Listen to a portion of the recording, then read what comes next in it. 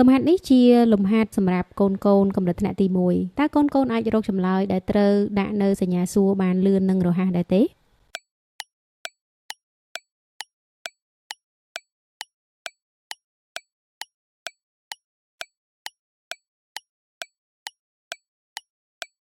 តើចម្លើយរបស់កូនស្មើនឹងប៉ុន្មានដែរសម្រាប់ចម្លើយដែលត្រឹមត្រូវដែលត្រូវដាក់នៅសញ្ញាសួរគឺលេខ6ប៉ុន្តែហេតុអ្វីបានជាចម្លើយស្មើនឹង6តោះយើងសាកល្បងក្រឡេកមើលតារាងទី1ដែលមានលេខ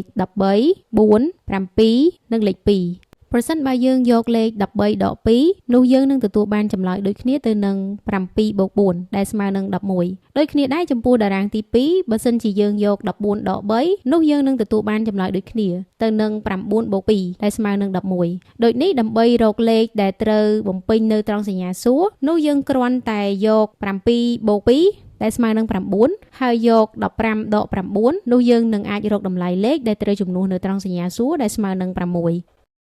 អរគុណសម្រាប់ការតាមដានវីដេអូបើសិនជាប៉ាម៉ាក់ឬក៏លោកគ្រូអ្នកគ្រូត្រូវការសៀវភៅគណិតវិទ្យាសម្រាប់ឲ្យកូនរៀនអនុវត្តធ្វើលំហាត់បន្ថែមប៉ាម៉ាក់ឬក៏លោកគ្រូអ្នកគ្រូអាចតាក់ទងមកเพจយើងបានដើម្បីទទួលបានព័ត៌មានបន្ថែម